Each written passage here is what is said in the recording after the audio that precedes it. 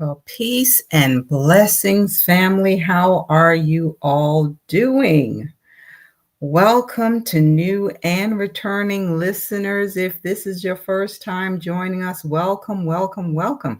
Thanks for joining me for another live session, family. I know it's been a while since our last session, but we're back tonight. I hope you all are doing well because I'm telling you, there is so much going on, you all. I hope you're managing to hold on to your peace because the breaking news is happening every hour, it seems.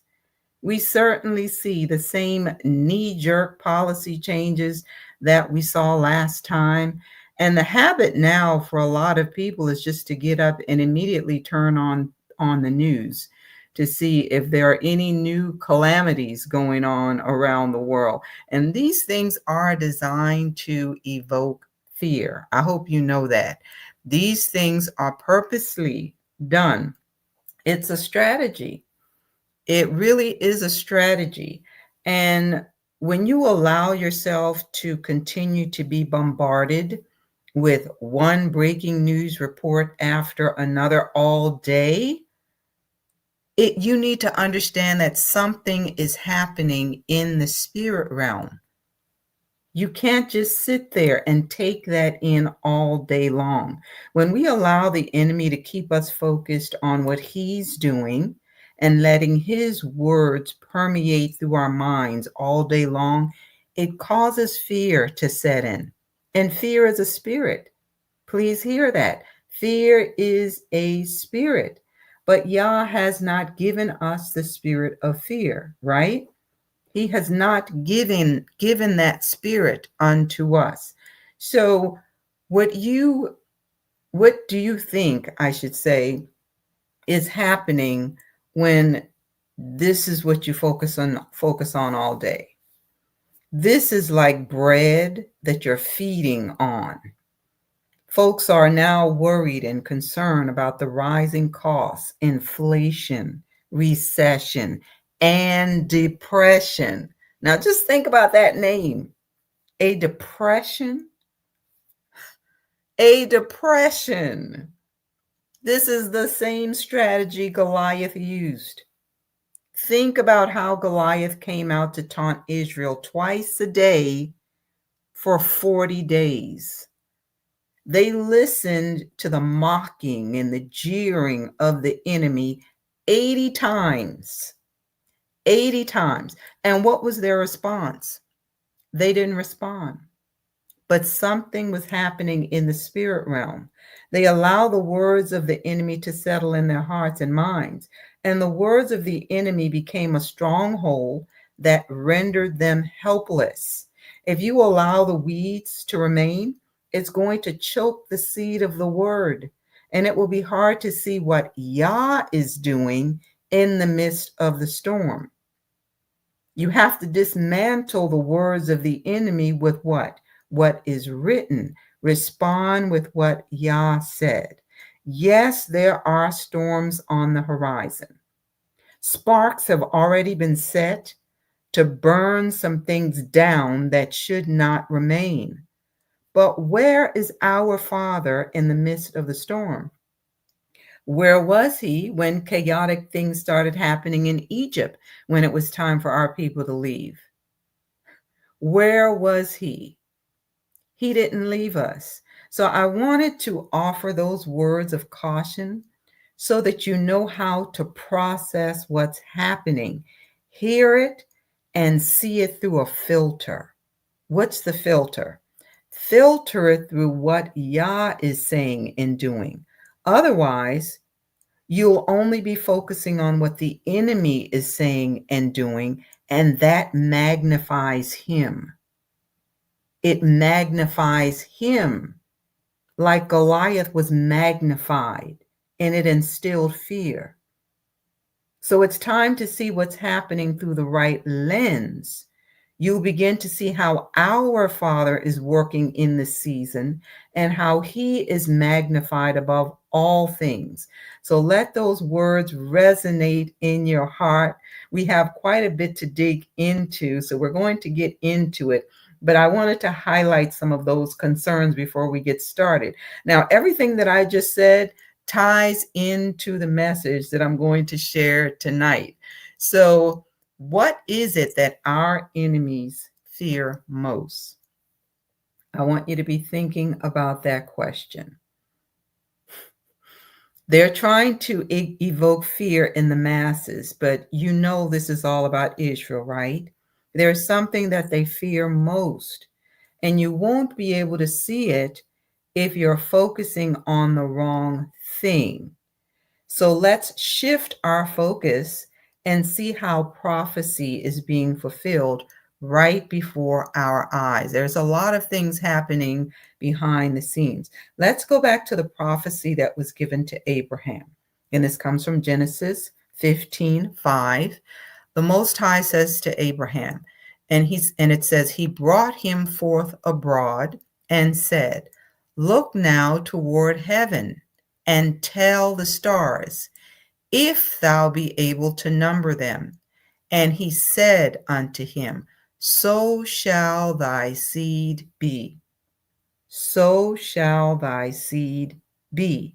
In essence, the Most High was telling Abraham to look up at the sky and see if he could count the stars. Of course, he couldn't, because there were too many. The Most High told him it would be the same with his descendants. There would be too many to count. It would be hard to number them. Now, keep that in mind. So Moses repeated those words back to Yah when our ancestors sinned by worshiping the golden calf that Aaron made for them. Yah was ready to destroy them. But listen to what Moses said here in Exodus 32:13. Remember Abraham, Isaac, and Israel, thy servants, to whom thou swearest by thine own self, and said unto them, I will multiply your seed as the stars of heaven, and all this land that I have spoken of will I give unto your seed, and they shall inherit it forever. Now think about those words. This was a promise. And we know that the Most High is not a man that he should lie. But now I want us to dig deeper. Should this promise be true in comparison to the other nations, even in our times of chastening and slavery?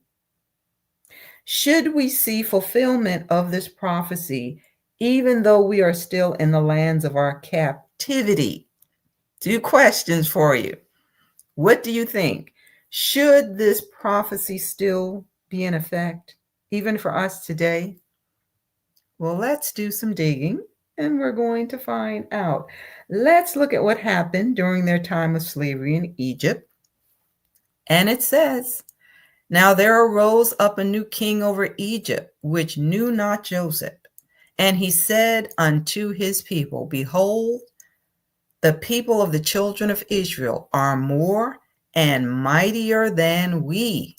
Come on, let us deal wisely with them, lest they multiply.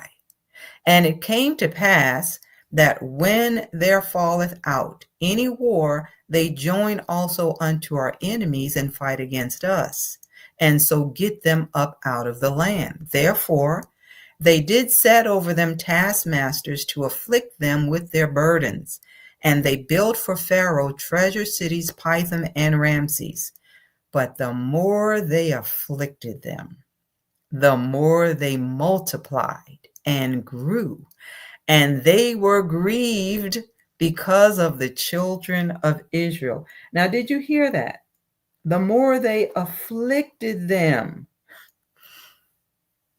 the more they afflicted them, the more they multiplied and grew.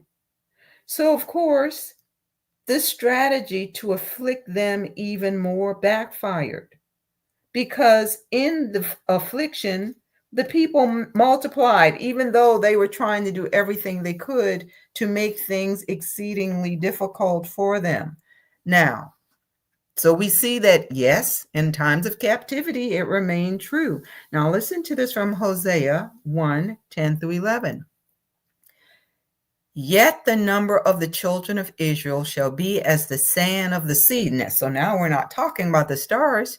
We're talking about the sand of the sea, which cannot be measured nor numbered. Keep that in mind. And it shall come to pass that in the place where it was said unto them, you are not my people, there in that place it shall be said unto them, you are the sons of the living Most High. Then shall the children of Judah and the children of Israel be gathered together and appoint themselves one head, and they shall come up out of the land, for great shall be the day of Jezreel. So what was happening during the days of Hosea the prophet? Well, the Israelites were facing a lot of challenges because of course, disobedience and idolatry. And they were dealing with major political instability that would lead to the captivity and the exile of the northern kingdom. Now, listen to the words of the prophecy again. It says, yet the number of the children of Israel shall be as the sand of the sea, which cannot be measured nor numbered. It cannot be measured nor numbered. And we see that it says Judah and Israel will be gathered together. So we know this is yet to come. This is an end time prophecy. But it says our numbers can't be measured nor numbered. Now, if you remember, David got in trouble for trying to take a census. He wanted to number the people, for those who are familiar with that story. So let's read this. This comes from 2 Samuel 24, 1-4. Again, the anger of the Most High was aroused against Israel, and he moved against David to, listen, and he moved David against them, it says, to say, go number Israel and Judah. Well, we just heard that that we can't be numbered. But here we see David is wanting to number the people. And it says the anger of the Most High was aroused against Israel, and he moved David against them. And it says to go and number the people. David wanted to do this. Now, family, we need to think about this. I'm going to read the next few verses because I want you to see something. I want to use this as a teaching moment since we're talking about census and numbering the people. In verse 2, David said to Joab, the commander of the army who was with him, now go throughout all the tribes of Israel from Dan to Beersheba and count the people that I may know the number of the people. And Joab said to the king, now may the Most High Yah add to the people 100 times more than there are, and may the eyes of my lord the king see it. But why does my lord the king desire this thing? Nevertheless, the king's word prevailed against Joab and against the captains of the army. Therefore, Joab and the captains of the army went out from the presence of the king to count the people of Israel. Joab and the captains knew that this thing was wrong. And this is why he says, may Yah add to the people 100 times more than they are. Why? We are supposed to be a nation of faith. Our victories are not determined by our numbers. It's not the numbers that will cause us to be victorious. It comes because of the one fighting for us, our warrior. Yah causes us to triumph. So in counting the people, it brings a false sense of confidence. Here's the thing. When we fight, we're not alone. There are angelic forces fighting with us. Now, I also included the passage, this first verse from the KJV, so that you can see that it says the same thing, because there are some who says, well, you need to read the KJV only. Well, here you can see that it says the same thing, that it was the Most High telling David or inciting David to number the people. And family, I say this often. When you see something in scripture that does not line up, line upon line, precept upon precept, you need to stop and dig deeper. So let me show you something else. Look at what it says in 1 Chronicles 21, 1 through 6. Now Satan stood up against Israel and moved David to number Israel. Now, wait a minute. Who was it that moved David to number the people? It wasn't the Most High. This says it was Satan. So would you say that this is a contradiction here? Because in Samuel, it says it was the Most High who did it. Here, it's saying it was Satan who did it. This right here, this passage is the correct translation, not the one in 2 Samuel. Why do I say that? Because Yah is not going to tell you to do something that goes against the command he gave and then punish you for doing it. And we're going to see that there was a judgment that came as a result of this. So David was being influenced by the voice of the evil one. Yes, a spirit spoke, but it wasn't the spirit of Yah. And that's why we have to test what we hear. We have to measure it against what has already been written and look at it in terms of Yah's character. He's a good father. Why would a good father tell his son to do something that he could then punish him for later? That's not Yah. That's how the enemy operates. Folks, this is the end result of what happened in the garden. Because of Adam and Eve's fall, we now have to discern between good and evil, and we can only do that through the power of Yah's Ruach. There are many spirits, so we have to rightly divide to see which one is speaking.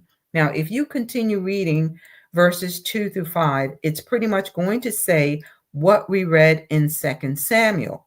But obviously, the transcribers, I should say, mistranslated this in 2 Samuel. Now, I want to read verse 6 as well to confirm that what David did was not of Yah. Listen to what it says. But he did not count, speaking about Joab. He went out to do what David said, but he did not count Levi and Benjamin among them, for the king's word was abominable to Joab. Abominable. Now that's a very strong word right there. He wanted to do what the king was telling him to do, but he knew this thing was wrong. He saw it as being extremely wicked. Now, Joab was very loyal to David. This was the man who helped David get rid of Bathsheba's husband. He knew where the bodies were buried, in other words. But here you see that he could not follow through on this order completely because he knew that it was an abomination. Now, here's where you have to rightly divide. Was taking a census a wicked act deserving of death? No. And why do I say that? Well, because when our ancestors were in the wilderness, Yah told Moses to take a census of the men 20 years old and up who were able to go to war. But don't miss this, it wasn't a complete census. And you can find that in Numbers 1. So even in that census, the Levites were not counted. So what's the difference? The motivation. Why was David doing this? Was it revealing something that remained in his heart, like a desire to measure the military strength of the nation compared to the other nations? rather than rely on Yah's might and protection against the enemy? Well, it's not explicitly stated, but we know for sure that the suggestion came from the evil one. We know that. We also know that it was not done in accordance with the instructions given in the law. Exodus 31 through 14 tells us that Yah spoke to Moses and told him what had to happen if a census was taken. There were certain things that had to happen. So he tells them, when you take the census of the children of Israel for their number, then every man shall give a ransom for himself to the Most High when you number them. Why? That there may be no plague among them when you number them. So they were given a certain amount that they had to give whenever there was a census. And of course, it was for a specific purpose. The Most High was directing Moses to do this. And then there had to be a ransom given. So the question is, why didn't David inquire of the Most High? Because as soon as he did this, the Most High sent the prophet Gad to David with a message of judgment. Why didn't he send for Gad before he did it? That tells you that the motive was questionable. So David was given three choices. The punishment would be 3 years of famine, 3 months of having to run from his enemies, or 3 days of pestilence. Wisely, he chose to trust the Most High with the decision and let him do what would be best. The result was a devastating plague that killed 70,000 men. Just wrap your brain around that. 70,000 men. Notice how we stand or fall as a nation. David did it, but the men who had nothing to do with that decision paid with their lives. Yes, he repented. He acknowledged his sin, and he began to intercede on behalf of the people, or even more than that, would have died. So we still need to learn the lesson about being our brother's keeper. So again, since this presented the opportunity to talk about this, since we're talking about the census, I wanted to bring that out and use it as a teaching moment so that you can see why it's so important to rightly divide the word. But now we want to see if this prohibition about knowing our exact numbers are still in effect. So I want you to watch this. The U.S. Census revealing startling new findings, potentially a massive undercount of Black Americans to the tune of 2 million people. In Detroit, where the Black population makes up close to 80% of the entire city, that means saying potentially tens of thousands of Detroiters don't exist when they do. I'm very concerned. I was concerned while it was going on. Congresswoman Brenda Lawrence says she had her worries about the census before these new numbers. Inherent hurdles to getting a good count mixed with funding cuts, changes to the process, and then a count that was stopped early, all coming to a head at the same time. It was a perfect storm. So you had COVID. You have this inherent generational resentment to government knocking on your door, asking you questions. Then you add to that the digital divide. We'll go online and fill it out. And if not, we'll come knock on your door. Well, guess what? COVID happened. The Census Bureau is starting what's called a post-enumeration survey, essentially trying to figure out what went right or wrong with the census. That was supposed to have started late this month, but won't start until November, meaning it won't be done until February.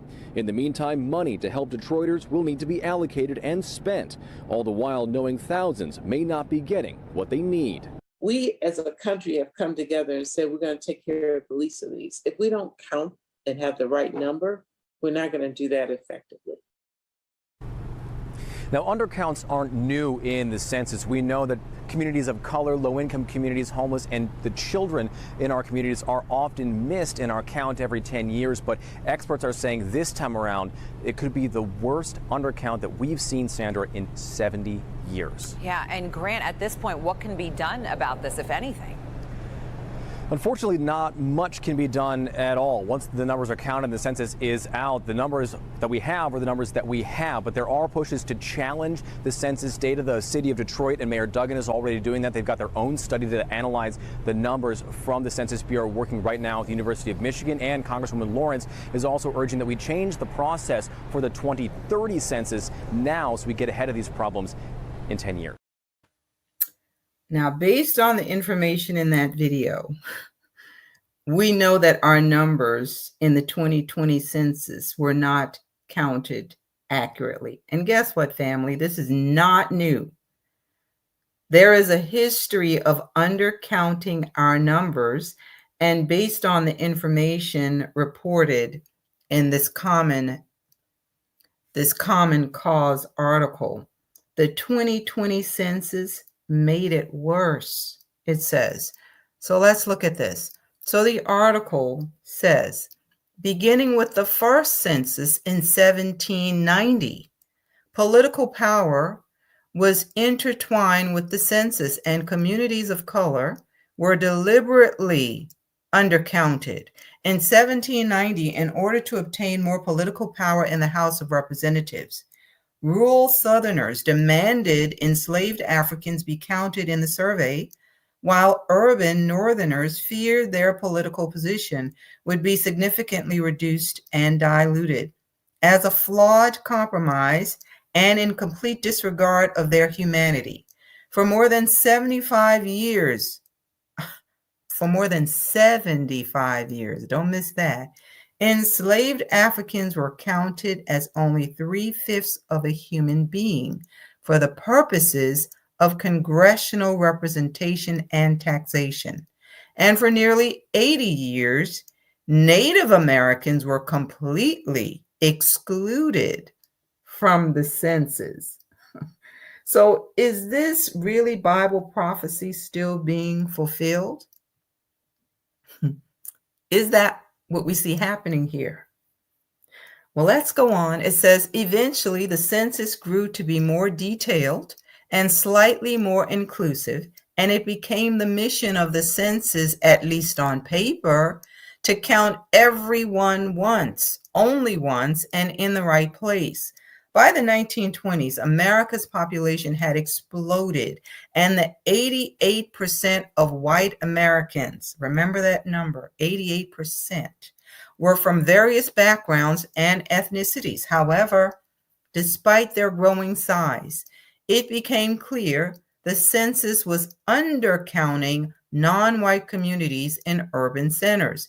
The 1940 census had missed 13% of Black males, while the 1970 census missed 7.7% of all African Americans. By 2010, the Census Bureau had missed 1.5 million people of color, including 2.6% of African Americans, 1.5% of Hispanics, and 5% of Native Americans, while, don't miss this, overcounting white Americans. Overcounting. And now we know why our percentages remain at the 13 to 14% level. But what they mean for evil against us is actually working together for our good. Yes, their inflated numbers work for their benefit in terms of funding, but this is telling us that our numbers are much higher than what is being reported. Now, you tell me, do you think the elites know this already? Do you think they already know that about our numbers? Well, this information from Black Coral Inc. published in October of last year says, how and why does the U.S. Census undercount Black citizens?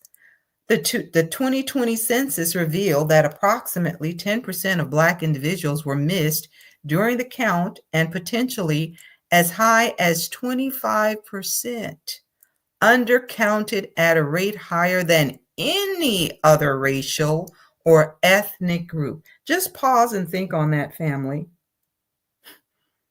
undercounted at a rate higher than any other racial or ethnic group. It says, additionally, young Black children were found to be particularly vulnerable to being undercounted, twice as likely as their non-Black counterparts. Well, we know why. We're talking about funding for schools here, funding for programs for children. The funding, you get the funding based on the numbers. So it says, as the most recent data from the U.S. Census Bureau, the Black or African American population in the United States is estimated to be around 13 to 14% of the total population. This percentage has remained relatively the same for over 20 decades. Over 20 decades, the number remain the same. Are you seeing this? 20 decades. And we know much longer than that. All right, so let's listen to this information. Invisible in America. Why revised U.S. Census race and ethnicity categories are so important. So this is going to tell us that what they're doing is inflating their numbers by counting other ethnic groups in with their numbers. Now, we already know that, right? I think we know that they've been doing that for a while. It's because they need to keep their numbers at the majority level. And they will count other ethnic groups to make that happen, to make sure they have the majority. So this is saying they are counting the numbers of the MENA population. And when it's saying the MENA population, it's talking about folks who are of Middle Eastern and North African descent. They're being counted as white. So we're talking about people from places like North Africa, Lebanon, Iran, Syria, Egypt, etc. Latin Americans and Jewish people are also classified as white. So do you see the games they play in their attempts to keep us at the bottom? Now, I tend to believe that a lot of these MENA folks choose the white category for the perks. They could push back against that. It says some of them don't want to be counted in that category, but anyway, so let's go on. This is coming now from the Pew Research, and it says key facts about the U.S. Black population. So we want to look at this information to see what it's saying in regards to our population. It says the Black population in the U.S. has grown by a third since 2000, from 36.2 million then to 48.3 million in 2023. Notably, the number of people who identify as another race in addition to Black has increased 269%. And the number who say they are Hispanic has risen by 210%. So what in the world is going on here? Now just think about how they've tried to erase us over the century. They've tried to diminish us, but Yah has been increasing our numbers. Is that what this is saying? Well, then we need to look at who is considered white, because the conversation is going to tell us in this article the U.S. white majority will soon disappear forever. Let that sink in. What in the world is going on with their numbers? It says, since the settlement of Jamestown in 1607 and the start of the colonial period, the U.S. has been predominantly white. Remember, we saw 88%. But the white share of the U.S. population has been dropping from a little under 90% in 1950 to 60% in 2018. It will likely drop below 50% in another 25 years. White nationalists want America to be white again. That is explaining what's happening right now, folks. But this will never happen, the article says. America is on its way to becoming predominantly non-white. I personally believe that this has already happened, and this is what they fear most. But it's too late to put the genie back in the bottle.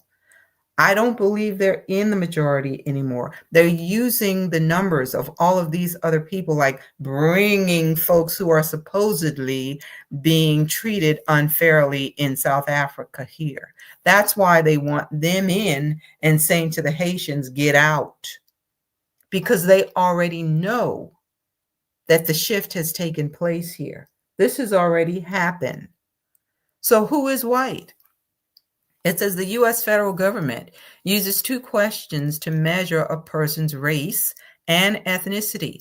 One asks if the person is of Hispanic origin, and the other asks about the person's race. A person is defined as white if he or she identifies as being only white and non-Hispanic. Only white and non-Hispanic. Then why are they allowed to count the number of folks from North Africa, Syria, etc.? It says a minority or non-white person is anyone who is not solely non-Hispanic white. But yet they're counting all of these other folks in the white category. A lot of them, as I said, don't want to be counted in that category, but hey, there are benefits that will come along with it, so they're not pushing against it too much. Now, the National Center for Health Statistics says U.S. fertility rate drops to another historic low. Well, wait a minute now. The report that we read earlier is saying that our numbers are increasing. This is saying, let's take a look at this, because it's saying the U.S. fertility rates. It says the general fertility rate in the United States decreased by 3% from 2022, reaching a historic low. This marks the second consecutive year of decline, following a brief 1% increase from 2020 to 2021. From 2014 to 2020, the rate consistently decreased by 2% annually. Okay, so what's happening? Who then are they talking about? All Americans or certain groups in America? Now, let's quickly look at the Pew Research here to see who they're talking about, to see if it's all Americans or certain ethnic groups. So what is this saying here? It says the Black population of the United States is growing.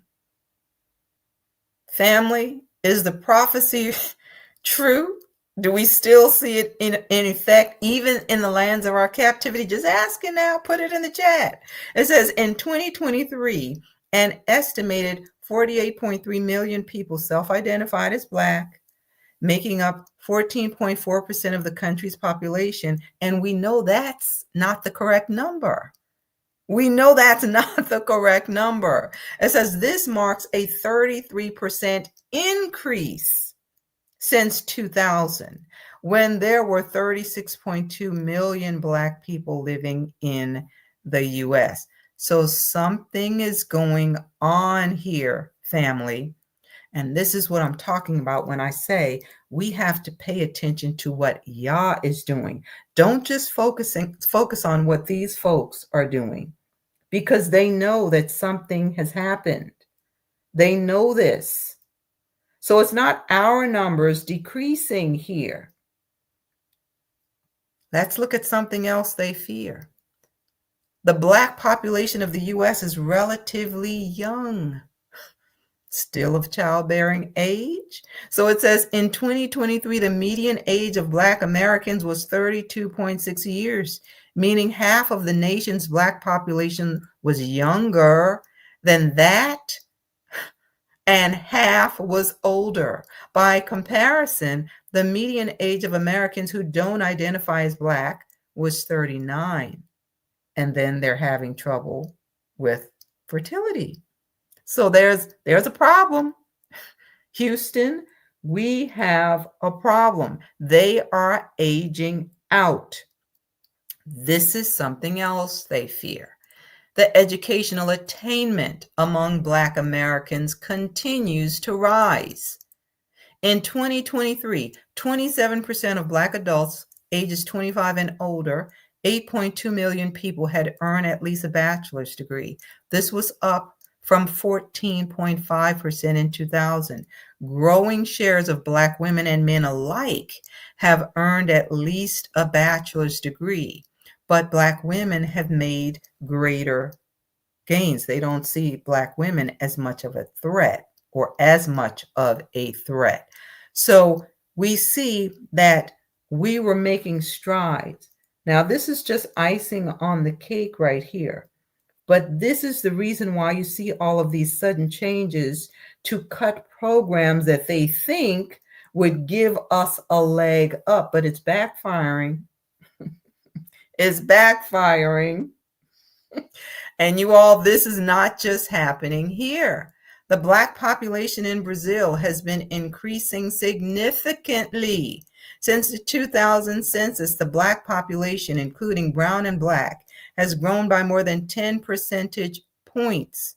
As of 2022, the Black population rose from 7.6% in 2010, an increase of more than 42%. 42%. So listen to this next video. Neil, you wrote a short while ago a piece for Bloomberg Opinion on the peaking of the global population and the consequences of that. I have heard from various people in and around Wall Street that has been a very influential piece. People are very concerned about that over the long run. First of all, give us the facts of where we think we are now, where we're headed in terms of population growth. Well, David, when you and I were young, the world worried about a population bomb. There was going to be a Malthusian crisis named after the great 18th century political economist Thomas Malthus, where overpopulation would lead to famine and disaster. And it was those ideas back in the 60s and 70s that led to some pretty drastic population policies, not least the one-child policy in China. Well, fast forward to the 2020s, and it turns out that the law of unintended consequences has struck again. And we now are facing significant population declines, not only in Asian countries that drastically reduced family size, but right across the globe, except in Africa. Oops. Except in Africa? Did you all catch that? So what's different about the people on the continent of Africa? You would think that all of those super intelligent people would be asking that question. That's the question they should be asking. You all. Look at this. It's not just happening here. It's happening in the places where we were scattered. This says the number of Afro descendants in South America is increasing, with an estimated 133 million Afro descendants in the region, representing about a quarter of the population. This growth reflects a historical increase. Historical increase? My. What is going on? Now look at this. This is from World Population Review. Look at this graph. It's talking about how many Black people are in the world, how many they think. And you know they're talking about us, right? But they're not counting the people on the continent of Africa. So they're not being counted in this, but look at the graph. So outside of the continent, the largest percentage is in the United States. Brazil is next, and then you can see the other countries listed here. But look at the graph now. So look at the number. It's saying these are the countries with over 1 million Black residents, Africa excluded. So something's happening. And again, we know how they've been trying to lower our numbers in different ways. Listen to this.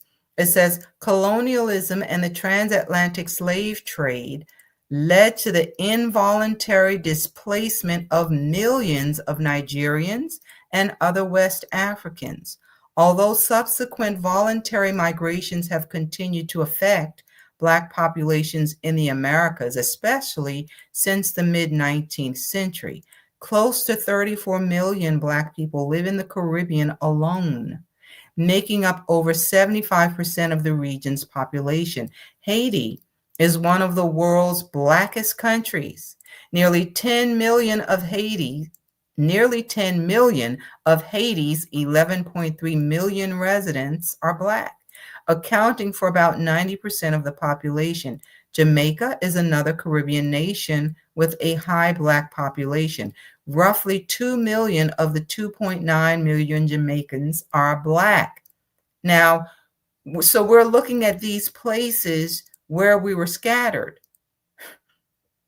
looking at those areas. So it says, depending on your definition of Black, the United States has the most Black residents of any country not on the African continent. The United States is home to over 46 million. We know the number is higher, 58% of which live in the South. To the north, Canada is home. Look at that number. Why is it so high, even in Canada? So again, we were scattered around the world. Europe and Asia, they also have populations. Why? Because of the slave trade. So they look at France, they looked at Italy, Spain, all report Black populations over 1 million. Why? We know why. We were scattered to the four corners. And after everything that they have been doing to us, to erase us, we're still multiplying. Family, you need to look at what Yah is doing. Don't look at what they're doing. Now, look at this chart. Look at this chart. And I'm going to play another video because look at what's happening with their numbers. Their numbers are going down.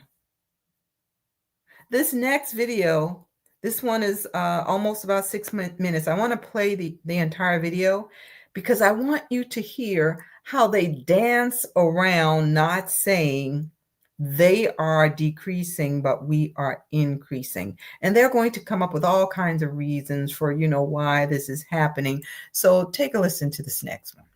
For years, two things have been true. The world's population is increasing and its birth rate is falling. South Korea already had the world's lowest birth rate, but this week, new data showed it had fallen further. Japan also recorded a new low. The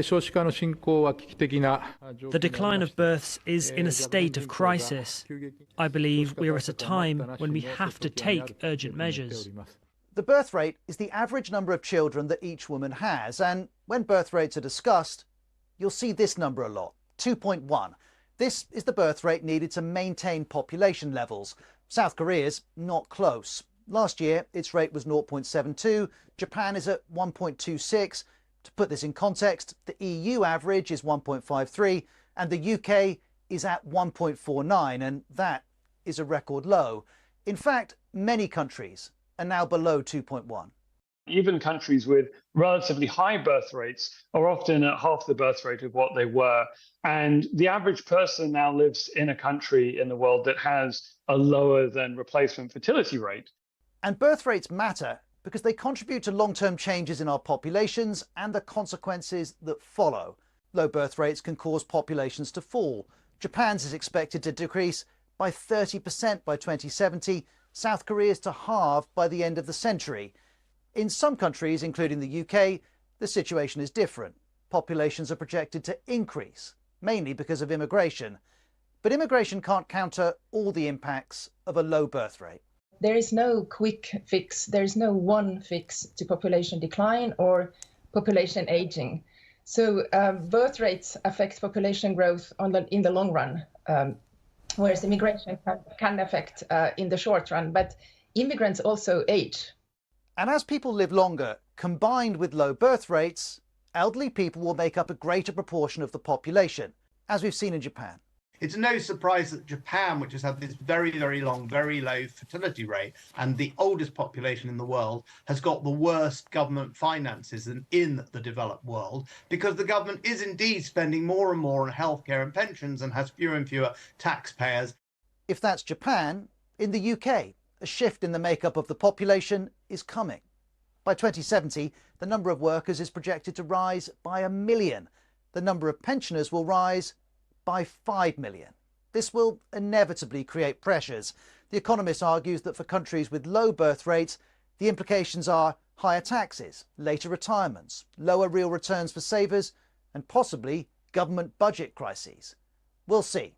But there's no doubt some governments are increasingly preoccupied with low birth rates and what's causing them.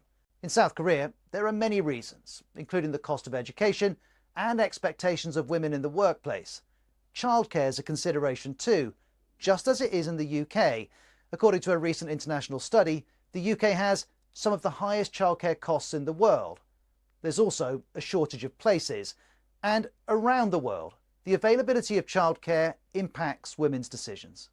Research really shows that if you have affordable, high-quality early childhood education, good daycare for everybody, that is associated with higher birth rates.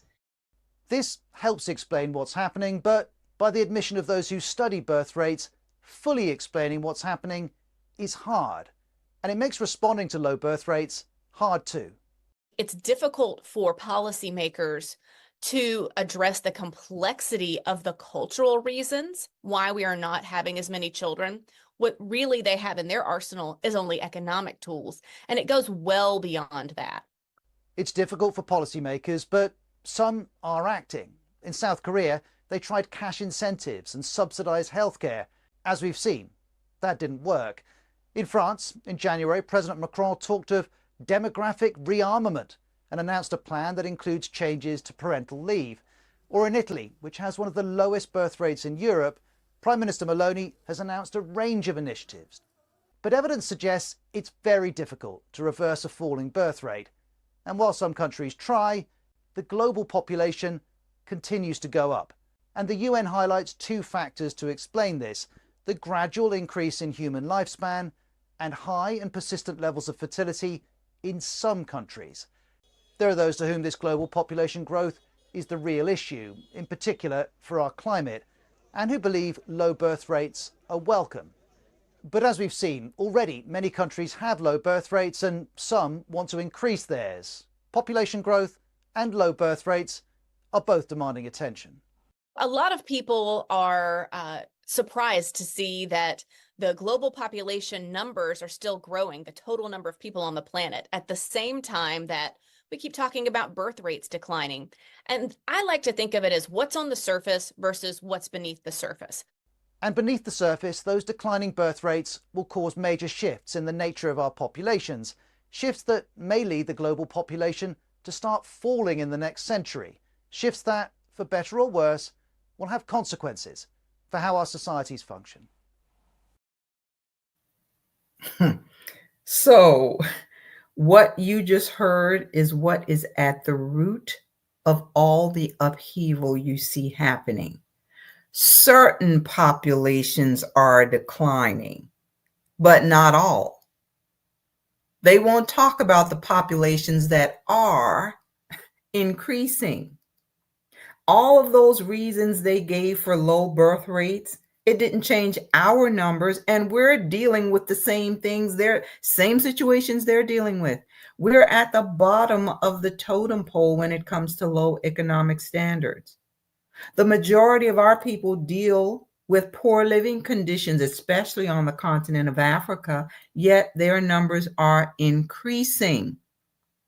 And I know a lot of people believe what's happening with this current administration in regards to DEI is designed to get white women out of the workforce to help increase their numbers. That may be true, but just think about this. Our women always had to work, yet the numbers are increasing. During slavery, those women didn't sit around all day drinking tea and eating crumpets. They were working extremely long hours, but our numbers were not diminishing. Think about Egypt. They afflicted them and they kept multiplying. Is this proof that we are the people being talked about? Just think about it now. We know that they have been using all kinds of nefarious things against us to lower our numbers, but yet. So this tells us that this is not about these natural conditions. Something is happening to prevent them from increasing their numbers. So if you have accepted the inevitable, as I believe they have, then you're going to look for ways to mitigate the damage, right? Lessen the damage. They're looking for ways to survive, and they're going to do it through artificial intelligence. Some of you may have heard that Musk made the statement recently that they had achieved AI singularity. What exactly are they trying to do when they say we've achieved AI singularity? So supposedly, AI singularity is talking about a scenario where machines evolve beyond human control. They rapidly improve themselves without human intervention, without it. And he's saying they've already achieved that level. So he's supposedly sounding the alarm on artificial intelligence singularity. What a hypocrite. Why then is he implanting these chips in people's brain? Why is he involved in Neuralink if he's so concerned?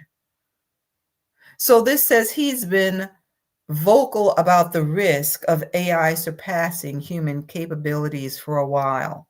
And he said that he believed that there will be AI that's smarter than any one human, probably around the end of next year. Well, at the time, he said it in 2024. So he was talking about 2025, this year. We're here. We are here. Do you see what's happening here? This is about survival. What are they trying to do? Merge with AI. They're trying to transcend and morph into something else for survival. Now think about this. Think about Daniel's vision and remember that the iron mixes with clay during the reign of the fourth beast. That empire is the Roman Empire. And if you listen to the series we just finished, you know that we're still living in the days of that empire. We're at the end of it. But Rome transitioned into something else. It was a way to preserve itself. What are they trying to do with technology? Preserve themselves. Singularity will be irreversible, because you transcend biological limitations. You can't come back from that. But what did Daniel's vision tell us? We know that it's not going to work. It's not going to work. Now, what about those who say they are us? What's going on with their numbers? Well, this information comes from the Times of Israel. It says their population growth is slowing as fertility rates continue to fall. Now, I ask this question, is this in line with Bible prophecy? Haaretz says their fertility rate is entering a dramatic new era. Their women are having fewer children and hovering dangerously close to the so-called replacement level, at which point their numbers begin to shrink. Isn't that the same thing that's happening with the European population? So how do you explain this then? Same people. That's how you explain it. Same people. So it's time to shift. It's time for us to look at what's happening behind the scenes. They want us to see what they're talking about. Keep your eyes on Goliath and his words, what he's saying. No, no, no, no. Let's look at what the Most High is doing. Let's look at what he already said. Look at what the prophecies said about us and what will be our end. Because when we do that, we will remember that Yah is a good father. Now, because of the sins of our ancestors, we've only seen him, some of us, through the lens of religion and what our enemies wanted us to believe about him. When they tell the story, it seems like he's a much better father to them. So we've been focusing on the disciplinarian and the chastening hand. It's hard for some to see the kind, loving father who only wants what's best for his children. Now, even though that rod of correction caused hurt and pain, a lot of pain, the end result will bring about the good that he intended for us all along. All things will work together for our good, and it will also benefit other nations. So there's more to this. We're going to continue this discussion because we need to make sure that we can see what's happening behind the scenes, things they don't want to acknowledge, because it will point back to scripture and prove that those prophecies are talking about us. They're talking about us. So let's take a look at some of your comments. I know you all probably had quite a bit to say. So let's see what you're talking about, family. Hopefully that blessed you so that you're not fretting, looking at everything that's going on, getting yourself all upset and worried. Trust that your Father already knows. He is the one who scattered us. He did it. And in his perfect timing, he is going to deliver his children and put us back in our rightful place. So let's see. Jawan says, I am a FBA and an elder, and thank the Most High for grafting me into more awareness, wokeness. Oh, wokeness is a bad word these days. Very thankful. The seed of the unrighteous shall not prosper. Look at the mixture going on. Be careful and don't. Yes. Yes. So let's see. Drea, it's so easy for the Most High to judge them and undo them in their numbers, that I cannot be in fear. Just repent. Absolutely. Something's happening that they don't want to talk about. They know that their numbers are decreasing, but shouldn't they be asking, okay, what's different about these people? Why are they increasing? They're dealing with the same situations we're having to deal with. What's going on? Dwight says, the Most High scattered us, so now that the awakening is taking place, we are ready in the four corners of the earth. Yes, yes, yes. All praises to his name. This should make you, just appreciate Yah's goodness and his kindness. Yes, he had to chasten us. We deserved it. We deserved it. But even in that, we see that that prophecy still remains true. It still remains true. Super 10. Shalom, my beautiful sister. I'm a recent subscriber. I was hoping to catch one of your live sessions. Yay, you did it. You did it. I am Hispanic descent. And I truly hope that I can be grafted. You have to graft into his people. All right, let's see. Who is this? Momosha Yahoo. We don't die, we multiply. I'm assuming that's what it should say. You might need to put that on a t-shirt then. Put it on a t-shirt. How you doing, brother Don P? What did y'all what did they do? Oh, I don't know. What did they do to the Negroes? I don't know. So Alvenia says, we are multiplying. Hallelujah. You cannot stop Yahuwah's chosen people. No, you can't. It's his work. I mean, really, it's not something we can do in our own. Obviously, he is doing this. Obviously.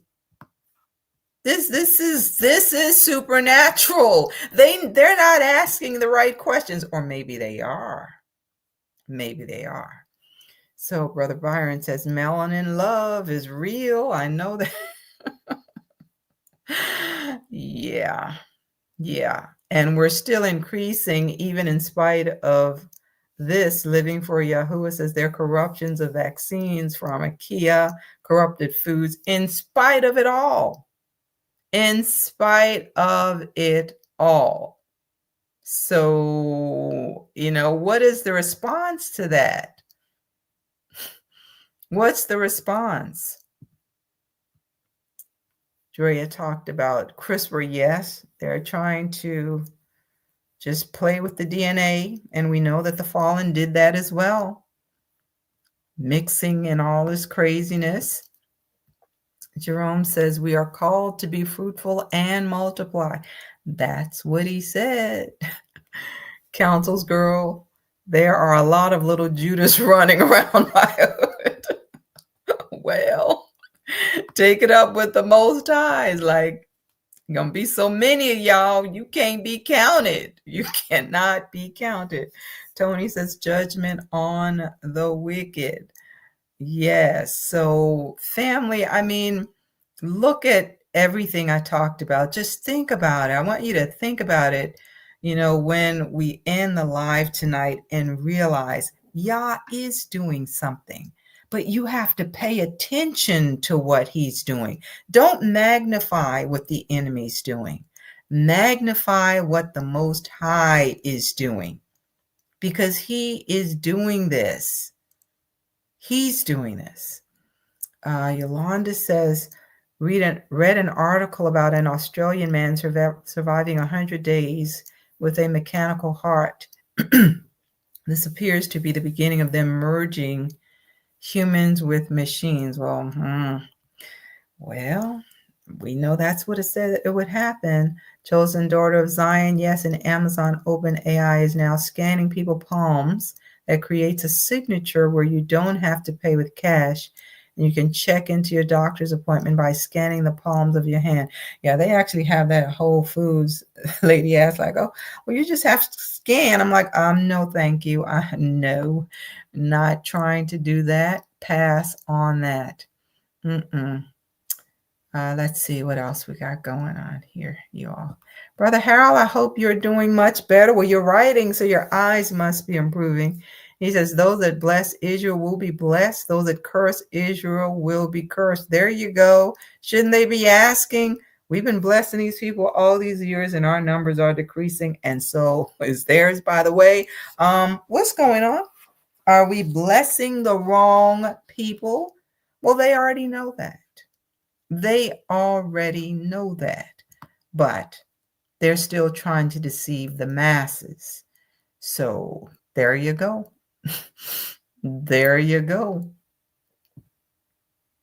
Let's see. I'll pick a few more out of here. I think we got finished a bit early tonight. All right now. Let's see. Mr. The Original School, Transhumanism, AI, Artificial Intelligence. The populace has been groomed in transhumanism through many movies, shows, books, and TV, for sure. I don't know if you all remember the series. I want to say it came out maybe in 2001 called Person of Interest. Do you all remember that? How back then it was talking about how AI would take over and basically be controlling things where it's watching every single thing you do. And of course, we know that that's the enemy's way to try to be like the Most High, where he can be all knowing. He has to use what? Artificial intelligence. He's trying to be like the Most High. So, yeah, we know that their efforts, they're going to try, because we already see the scripture that says that they will. But we also know that it's not going to work. It's not going to work. I don't know that I want to see the end result of what's going to become of these people who are merging. Hey, anyway, I don't know. I'll just leave that there. Let's see. Raw and spicy Jamaican. And that's what I keep saying in these now times. Two things we aren't to do is have fear or be angry. Yes. We have to look at Yah. That way we can stand like David, stand in faith. Brother Aaron, you know what? I've been saying for a while that one is a bit strange, that I don't think he who he says. I've been saying that for a while. So I've been saying that for a while. Brother Don says they got the lost confused, but we are the children of light. Well, hopefully, they'll listen to what we're saying, because the Most High is raising up those in this last day to speak the truth, to let people know what has gone on, what happened, and how things came to be the way it is. The fact that we're still in these lands, it's so that they can hear the truth. But of course, we know that many do not want to know. A lot of them know. Lorraine, 59, family, they're also trying to provoke us to want to get out there and march so they can slaughter us. Absolutely. Do not.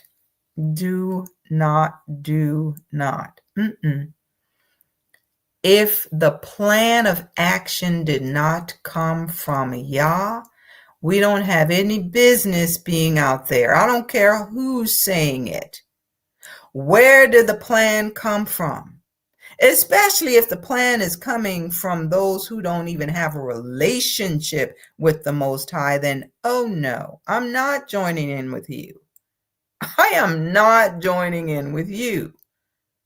The plan has to come from the Most High, or he's not going to involve himself in it, and it's not going to be successful. So, yeah, I'll just stick with what the Most High is saying. For those who are convinced that you need to be out there, you go on, right on.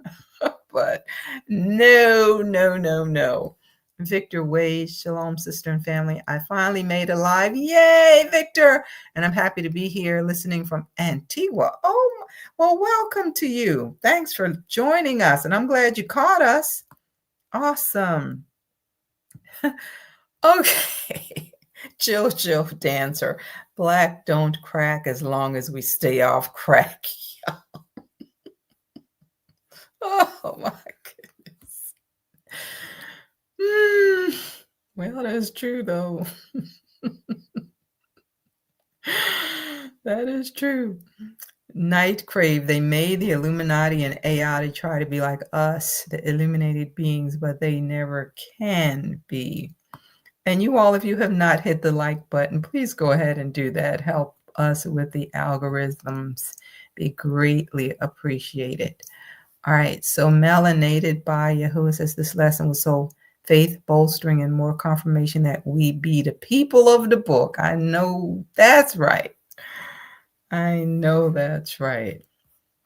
Hallelujah. Praises to his name.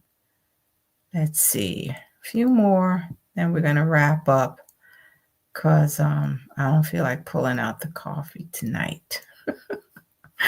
Oh, yeah. Pashu. I'm not even going to attempt that last name. It says, can you see how perplexed they are because they are no longer willing to, we are no longer willing to die for their causes. Absolutely. Absolutely. No, we don't need to be out there. Let them fight. Let them fight. Hallelujah.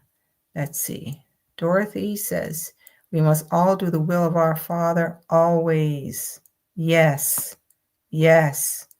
And be rightly dividing. How are you doing, Elephant Man? Haven't heard from you in a while. Good to have you with us. All right, let's see. Trying to pull up some more here. Then we're going to call it a night. Fikisha said, this is the Most High's doing, and it is marvelous in our eyes. I know that's right. I know that's right. Let's see. Yes, living for Yahuwah. That's exactly right. Stay far away from it. Stay far away. All right. Oh, you are very welcome, Brother Harold. Just so happy that all is well now. Praises to his holy name. All right. Let's see. Queen Mommy says, go ask the Pope who prays to the Black Madonna. Yeah.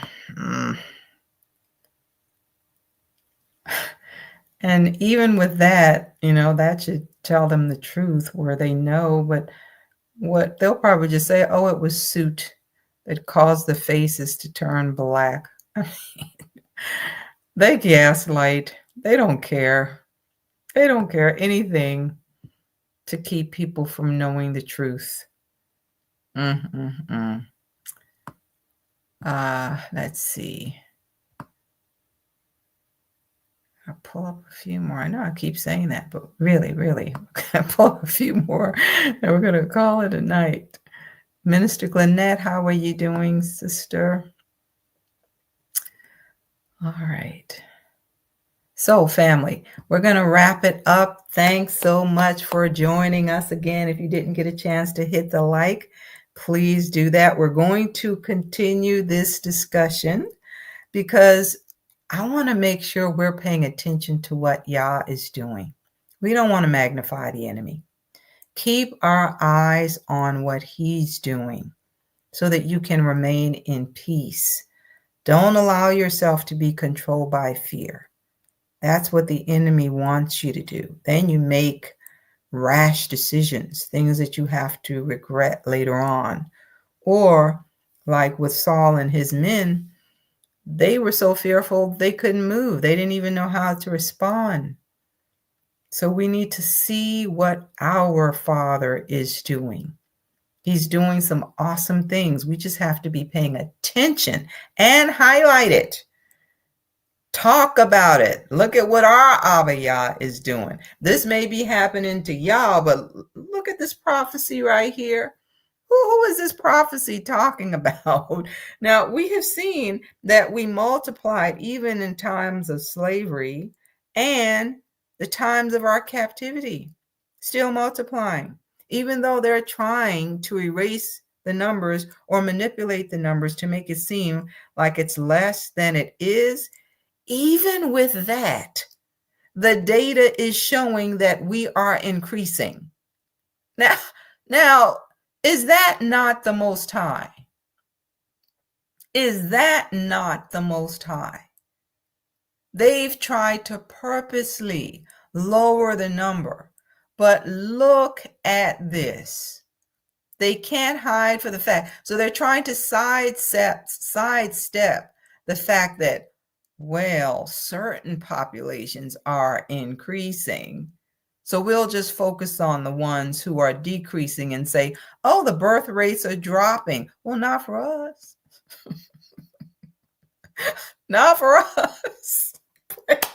Praises to the Most High, y'all. Look, you all go in peace. Rest in the Most High, in his goodness and in what he is doing. Be blessed, family.